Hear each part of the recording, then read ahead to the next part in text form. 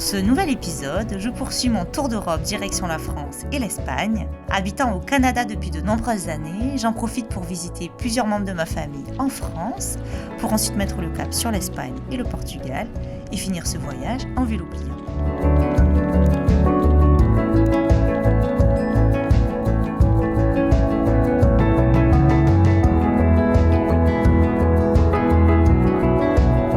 Les amigos, je suis à Mulhouse. Je suis partie il y a peut-être une dizaine de jours de Düsseldorf et je suis arrivée à Mulhouse. That's it, that's all. 600 km, on l'a fait avec Chouchou. C'est ouf. Là, un petit canal, c'est trop mignon. Trop mignon. Donc le programme des prochains jours, si je ne me prends pas un pylône, c'est que je prends le train à Mulhouse. Et voilà, je fais la tournée de la famille pendant une quinzaine de jours. Et après on continue avec l'Espagne. Mais là je vais vous dire, ça va faire du bien de se poser un peu, de bien manger, de se reposer. Je le dis 2 fois. Putain, je suis crevée.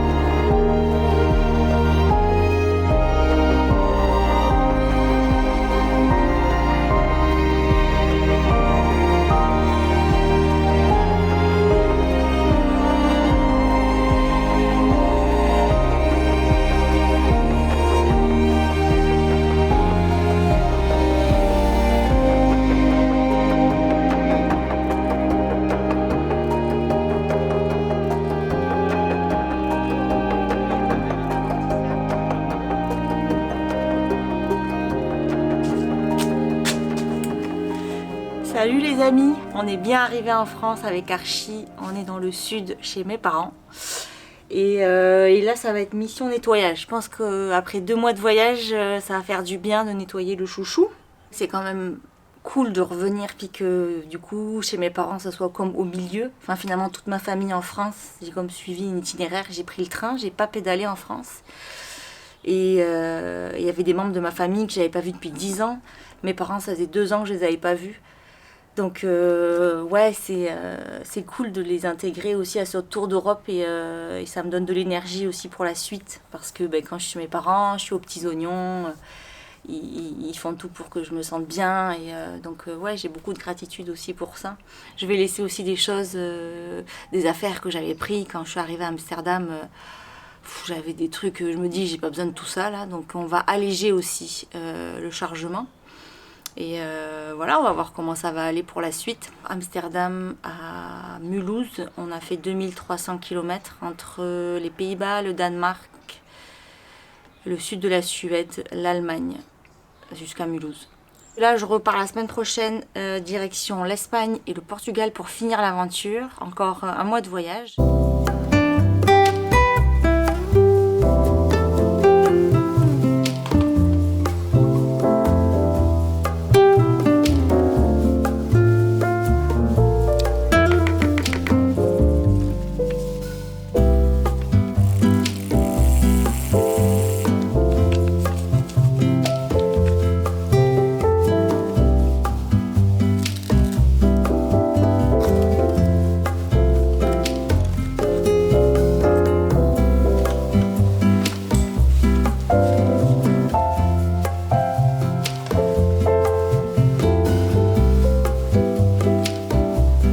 Avant de reprendre l'aventure à vélo qui débutera à Alicante, je passe quelques jours de vacances avec ma mère dans son village natal en Catalogne.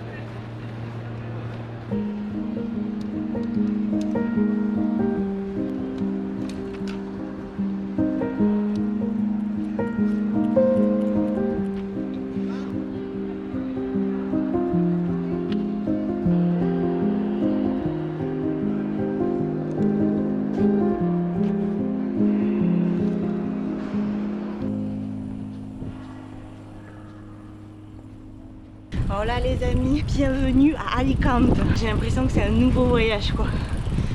Je suis dans un monde parallèle je crois. Qui passe des Pays-Bas au Danemark, en Allemagne, à la France ou en Espagne. Ouf, le choc. Ah, il faut pas que je me plante. Bon, je viens d'arriver du train. Non mais la gare d'Alicante, on dirait un aéroport sérieux. C'est un truc de ouf.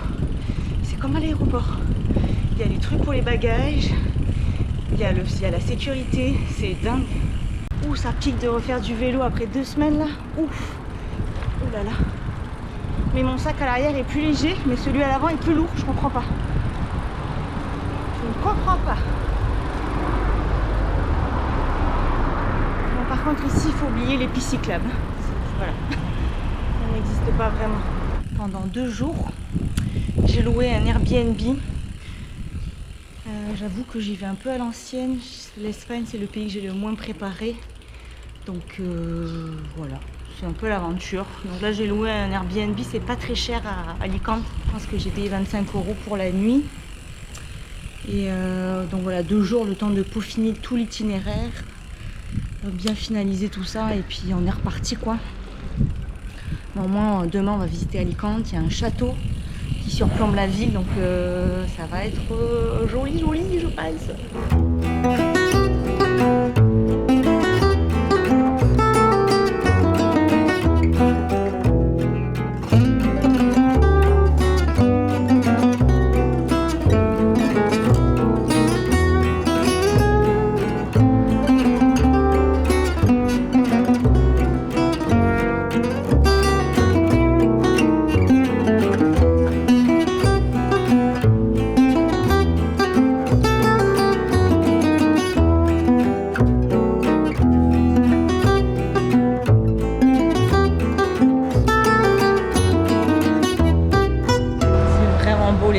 mais il y a vraiment beaucoup trop de touristes. Putain, j'ai l'impression d'être dans un autre monde, c'est ouf. Mais c'est beau ce château là qui surplombe la ville, mais c'est waouh. Et la température est juste trop belle quoi.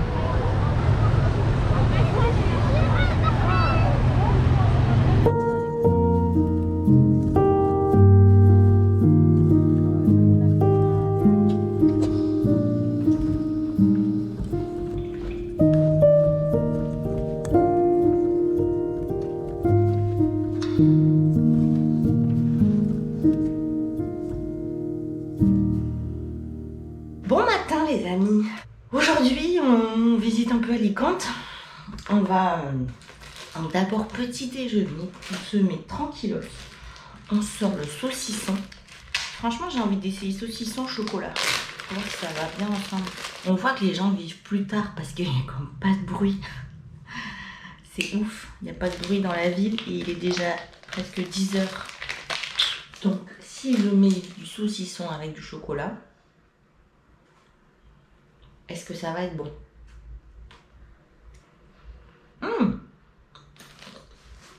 C'est pas mauvais pour rien. En fait, on sent pas le goût du saucisson. Parce que le chocolat est trop fort. Mais c'est pas mauvais.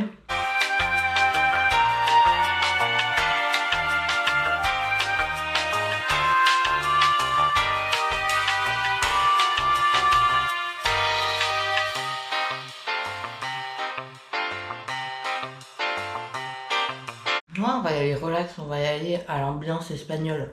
On va pas se stresser le cul.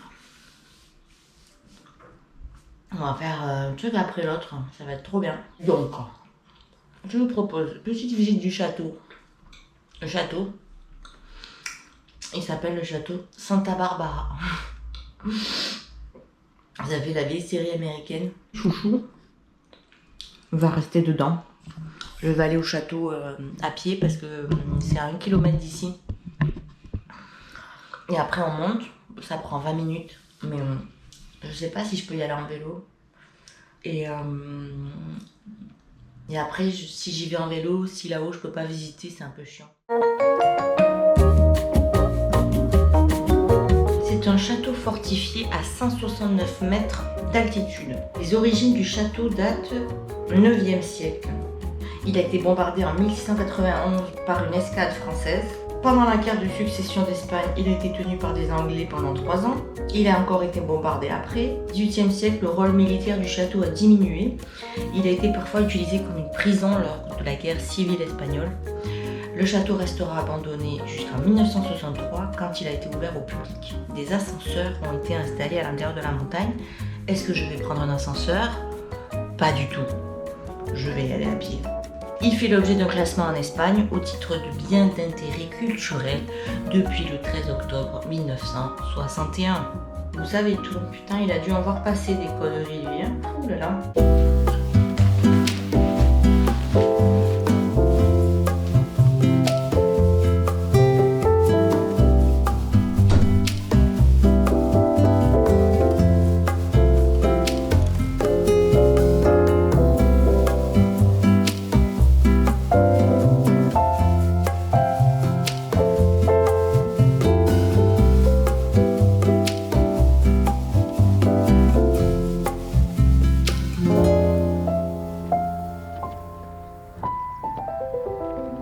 Les amis, c'est parti pour la montée du château.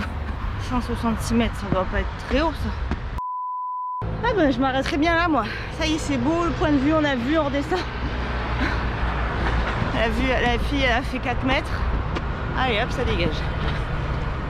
J'ai eu la bonne idée de prendre mon gros sac avec mon trépied, mon appareil photo, mes batteries, tous les trucs lourds quoi. Normal. Normal.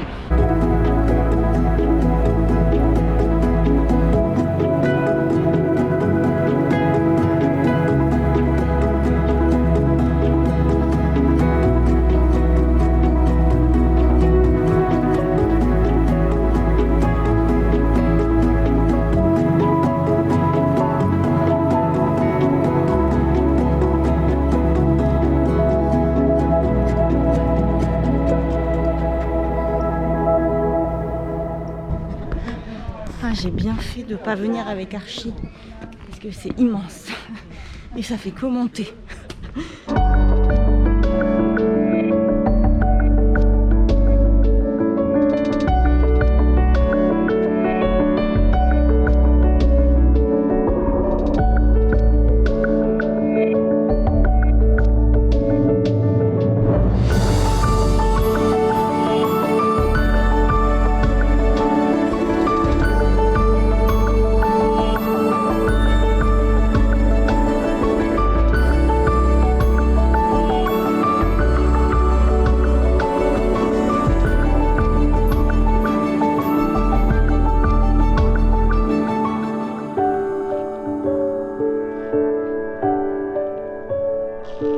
C'est trop bien parce qu'il y a plein de points de vue.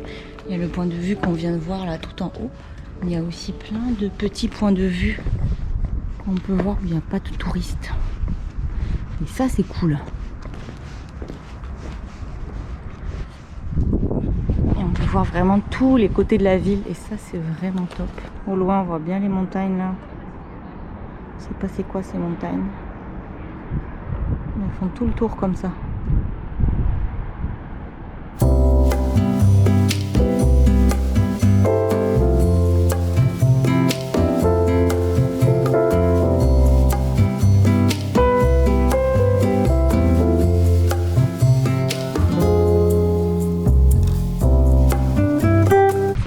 D'être en manche courte, mettre la crème solaire et mettre la casquette. C'est la première fois que je mets la casquette. Il y a la petite fontaine en bas. C'est vraiment le rythme à l'espagnol quoi. C'est immense. Alicante, c'est immense. Vraiment un truc qui te pose ici.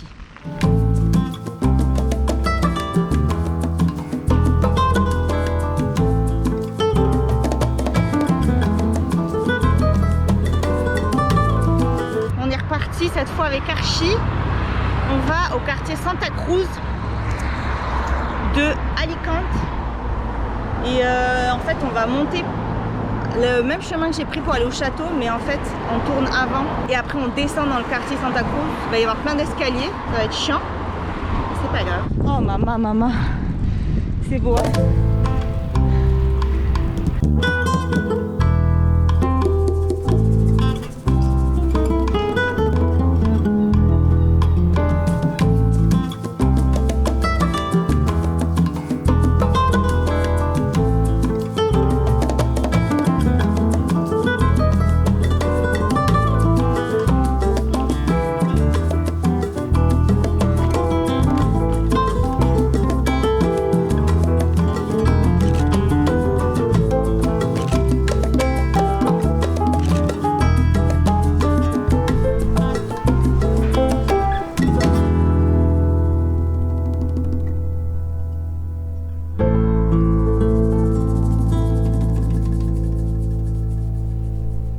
Les amis, je viens de rentrer et en fait je me suis arrêtée au magasin bio. J'ai acheté des pommes bio, j'ai acheté des prunes, j'ai acheté des mandarines et du beurre de peanut. Ça va être très lourd, très lourd. Pas dans la merde, je vous le dis.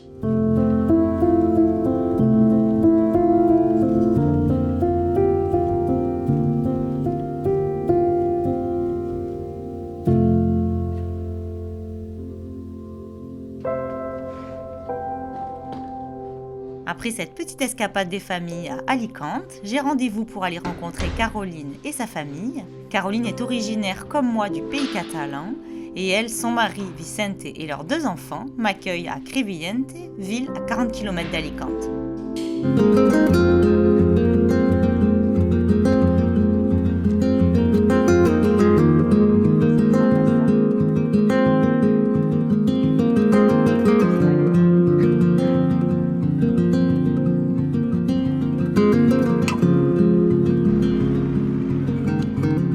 Les amis, il y a une piste cyclable à côté de la route. J'en reviens pas. C'est ouf. C'est ouf. C'est ça que je dois suivre normalement, oui. Oh my goodness. Il y a une piste cyclable. Mais au moins, il y a une piste cyclable. Ça, c'est bien. Ah, là on a 8 km de piste cyclable. C'est trop bien. Je dis que c'est trop bien.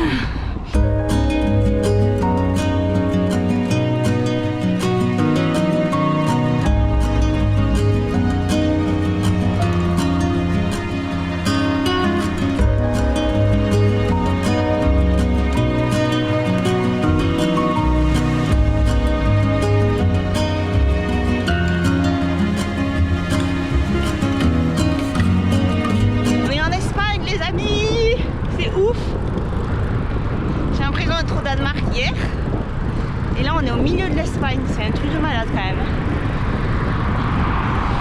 Ton cerveau il n'a pas le temps de s'acclimater, c'est ouf.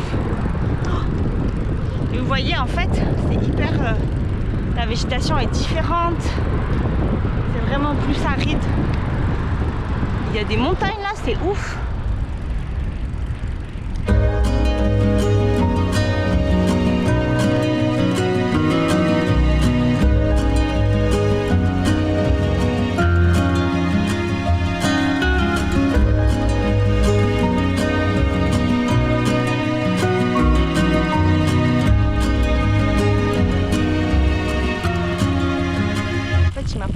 Par la nationale, on m'a fait passer par les petites routes secondaires, on va voir.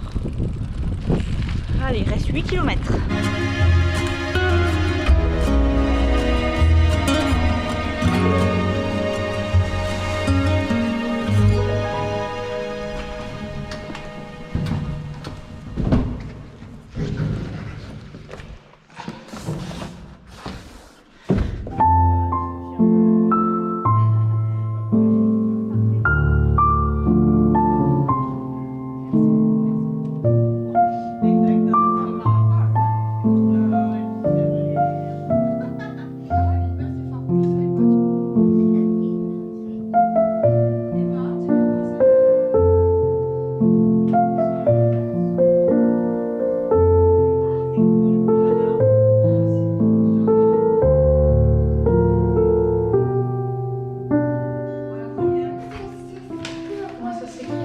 Quel mot?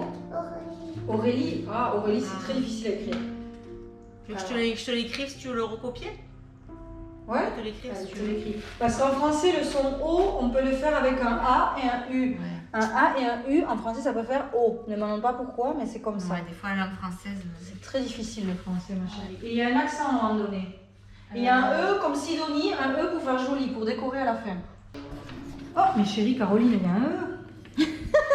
Et il n'est pas pour décorer, lui. Ouais, il n'est pas pour décorer, il faut le dire, Caroline. Caroline. Ah, mais il y a tout le monde, mais c'est excellent. Une photo. J'adore. Ta vidéo. Mais grave.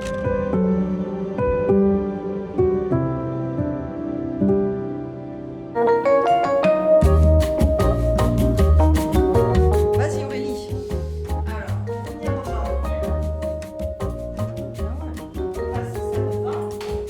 le plus facile. Voilà, excellent. Oui, elles sont petites là.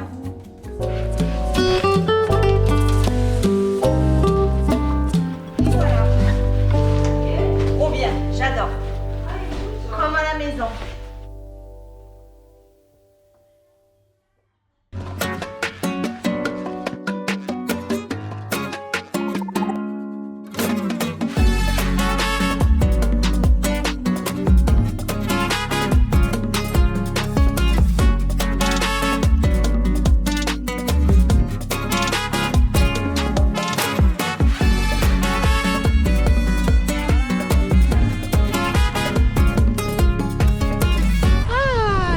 Un peu plus tard ce matin, je suis partie vers 10h et quelques.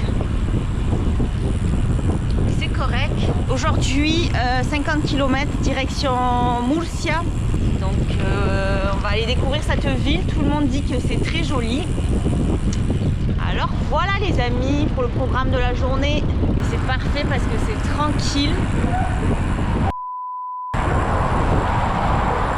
Enfin, c'était tranquille. Oh, c'est quoi ce chemin, putain?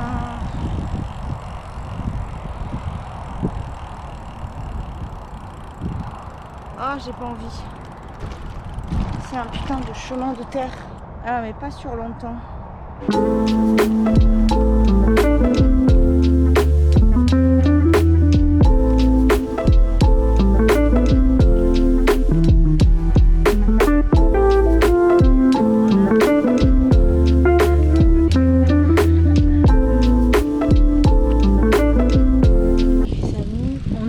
Sur le Camino Levante entre Orihuela et Murcia, et c'est une piste cyclable comme ça pendant 20 km. C'est trop bien. Et c'est l'Eurovélo 8, mais ils appellent ça Camino Levante.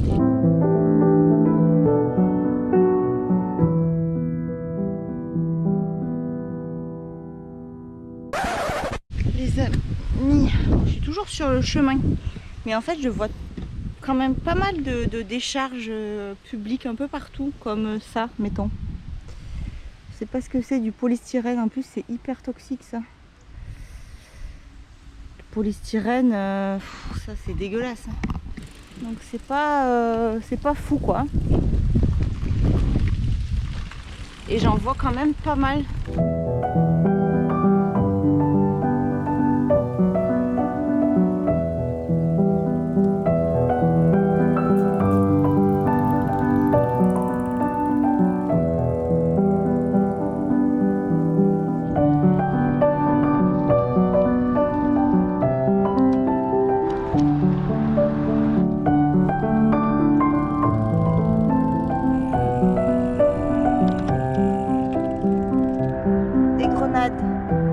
Ah, trop cool, j'adore.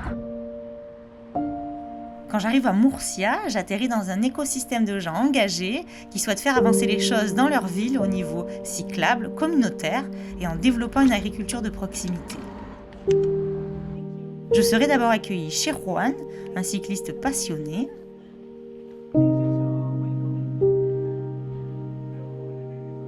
I went from Minsk in Belarus to Istanbul with one of them. And I was also around there. You on a Brompton? Yeah, Brompton. No, crazy! Oh my goodness! And also from Naples to Marseille. Wow, so nice. And you have again a Brompton, or not anymore? You have a Brompton? Yeah, two. Two? Oh two wow!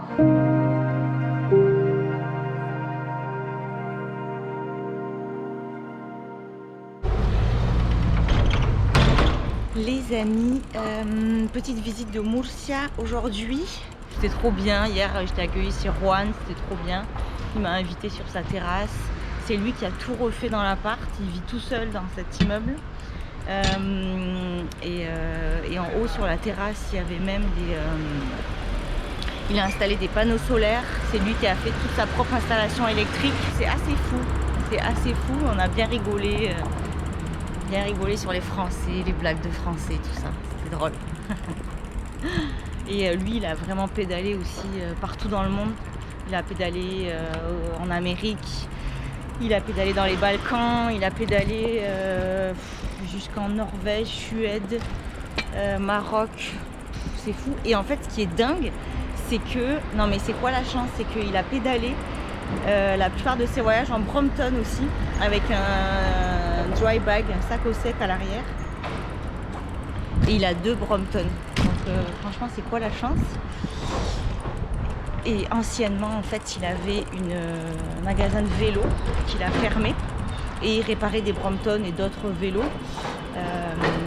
Mais ouais, il était vraiment spécialisé là-dedans.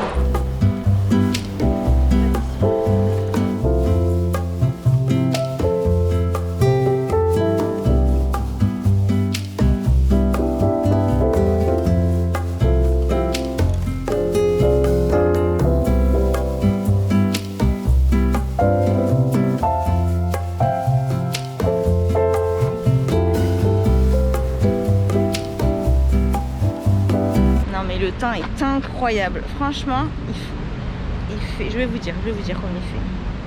26, il fait 26 degrés. Il va faire 28 au max aujourd'hui. Et voilà.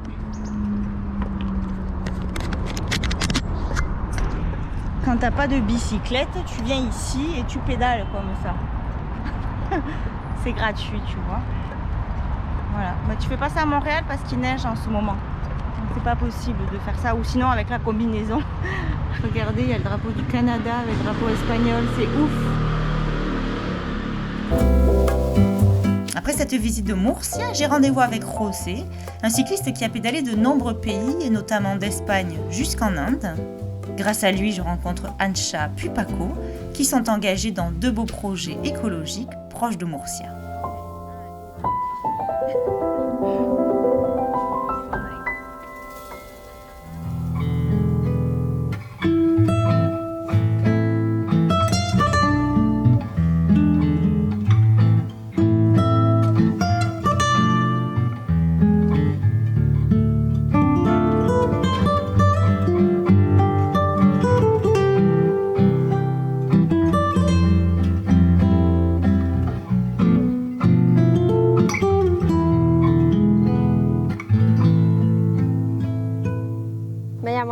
Soy de la Red Internacional Be-Live y aquí estamos en Murcia, en la huerta. Es uno de los primeros huertos que encontramos aquí, estamos pues justo al lado del carril bici. Y nosotras con nuestra organización pues recibimos voluntarios europeos y trabajamos proyectos europeos a nivel local e internacional, todos enfocados a la inclusión y al medio ambiente y dirigidos a la participación juvenil. Esta organización lleva ya 10 años funcionando. Aquí estamos en un huerto típico de Murcia que ha estado abandonado durante varios años.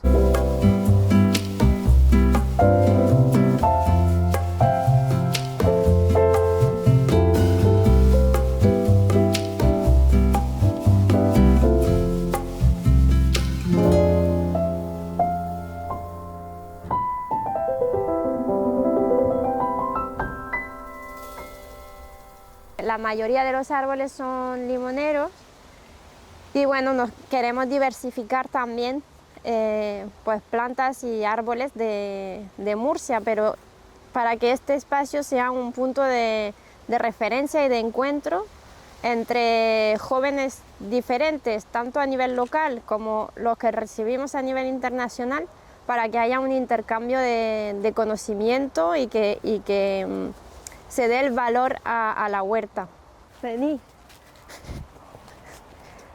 Pues este huerto da justo al carril bici, que está a 5 minutos de Murcia. Entonces también lo que queremos es que las personas puedan venir en bicicleta y entonces fomentar el transporte sostenible, ¿no? También nos gustaría que fuera un espacio intergeneracional. En prioridad es para vincular a los jóvenes con la huerta, pero los saberes son de las personas mayores. Entonces también vemos muy importante que se pueda reencontrar los jóvenes con las personas mayores para que haya ese intercambio de saberes.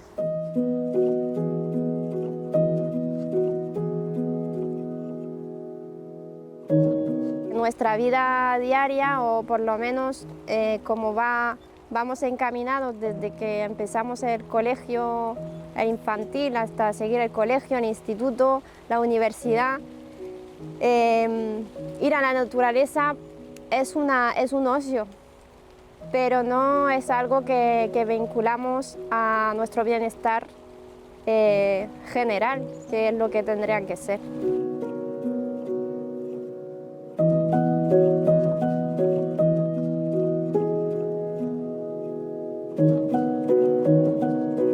Depuis le tournage de cette vidéo, le lieu a bien changé. Ils ont créé des jardins sur place et organisent tous les mercredis des activités avec des jeunes.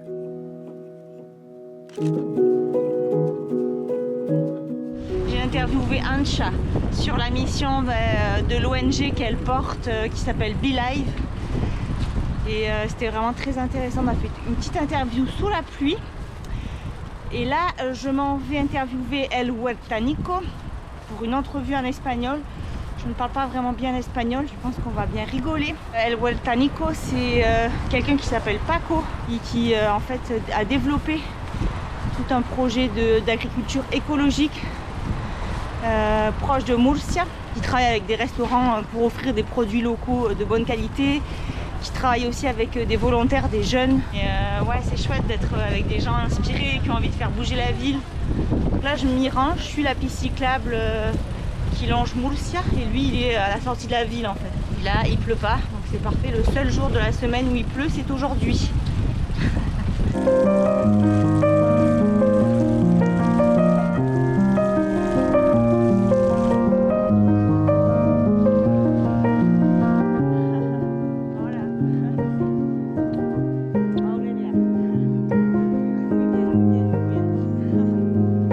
Soy Paco Orenes y represento el proyecto del Huertanico. Estamos en Rincón de Seca, que es una pedanía de Murcia. La verdad que estar aquí en la huerta de Murcia, estar en este entorno, estar en esta maravilla de lo que es la huerta murciana, y yo que he nacido aquí, soy de cuarta generación de agricultores, vi como algo que había que hacer para recuperarla, porque realmente se estaba perdiendo, no había muchas ganas de seguir la tradición de la huerta, sobre todo porque la gente se había ido a trabajar de funcionario o en otros menesteres que quizás no lo estaba. Entonces se estaba perdiendo todo, sobre todo esa tradición huertana. Mi madre, que era cocinera, en la casa como todas las madres, pero para mí era un encanto la cocina que tenía, y mi padre agricultor era un eslabón perfecto, ¿no? Dentro de la casa. Y yo cuando fui ya creciendo estudié cocina y me di cuenta de que eso que era tan fácil en mi casa, ir al huerto, coger las cosas y llevármelas para cocinarlas, no lo había, no estaba esa realidad, no había nadie que te certificara que realmente era de un agricultor local, sobre todo de una tradición ecológica.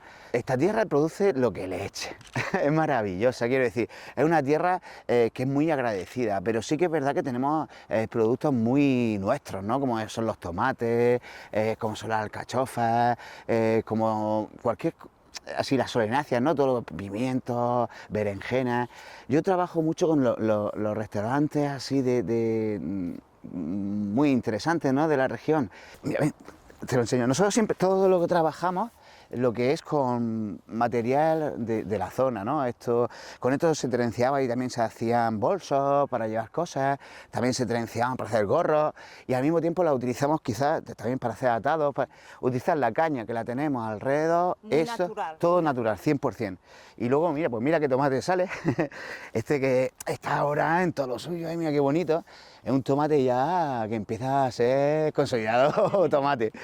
Aquí tenemos variedades de patatas, una variedad de patatas que hemos conseguido, que son pequeñitas, que hace muchísimos años que no se plantaban, la hemos recuperado y lo que queremos hacer cuando estén para arrancar, hacer una fiesta ese sábado, por ejemplo, venir, arrancarlas y preparárselas como se hacía antes, que es muy típico en Murcia, se cuecen y hacer un ajo, patatas con ajo, que es muy básico. Ahora mismo estoy dándole clases a unos chicos que son enfermos mentales, que lo que es la tierra los conecta mucho y lo saca de su zona esa que están siempre, pues como estaban muchas pastillas, muchos problemas. Entonces los sacamos aquí como si dijéramos a la naturaleza, plantamos cosas con ellos, les digo las tradiciones y ellos también, como son murcianos algunos, ¿qué pasa? Pues que recuerdan que su abuelo se lo decía y para ellos es muy importante hacerlo bien. Estas fresas son, le tengo yo un cariño muy especial porque estas fresas solamente salen 20 días al año, son 20 días en mayo. Así de chiquitita. Son unas fresas que se han adaptado aquí a la huerta. Increíble sabor, pero lo más interesante que en la huerta antes se tenía como tu trozo de estas fresas plantadas y las mujeres de la huerta se iban a Murcia Centro, a la ciudad, a venderlas en la calle más principal que hay, pero es que se iban con una caña de estas que hemos visto ahí de los tomates, cargados de cestitos de mimbre, con esas fresas, a venderlas en el centro de Murcia. ¿Qué pasa? Que eso se perdió totalmente. Claro, se perdió y ha estado bajo unos 50 años sin producirse. Yo ahora que la he recuperado, he ido a Murcia y he entrado en una tienda o alguien para ofrecérselas para que las conociera y personas mayores detrás de mí diciendo, ese olor, me recuerda a mi niñez, ¿de dónde sacó? No serán las fresas de la huerta. Ahora mismo toda esa parte va a ser de flores comestibles, pues, que se las empezáramos a plantar ahora, como son semillas recuperadas, esas semillas recuperadas las hacemos con una mezcla, y aparte que yo voy viendo las que son comestibles, voy cogiendo semillas y las voy poniendo todas en un, como si fuera en un bol, ¿no? Y ese bol luego lo extendemos por todo el huerto para que salgan en primavera, que la gente las tenga para verlas, contemplarlas. Y va a ser muy bonito porque quiero hacer caminitos que esté todo lleno, ¿no? Que al final sea una conexión total, ¿no? Que vaya ahí, casi que esa vibración que la naturaleza, cuando llevas un rato, te hace sentirte ya pleno. Eso es lo que quiero que participen conmigo en ese momento.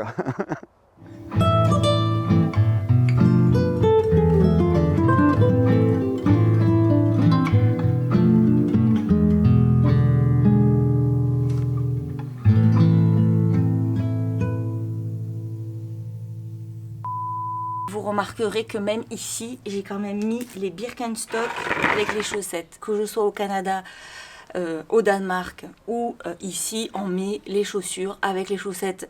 Ah non, mais je vais pas y arriver. Oh, c'est la merde ici. Sango, por favor.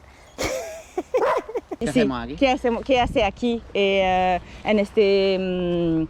Esta huerta. Pues sí, disculpe por mi español. No te preocupes, no te preocupes.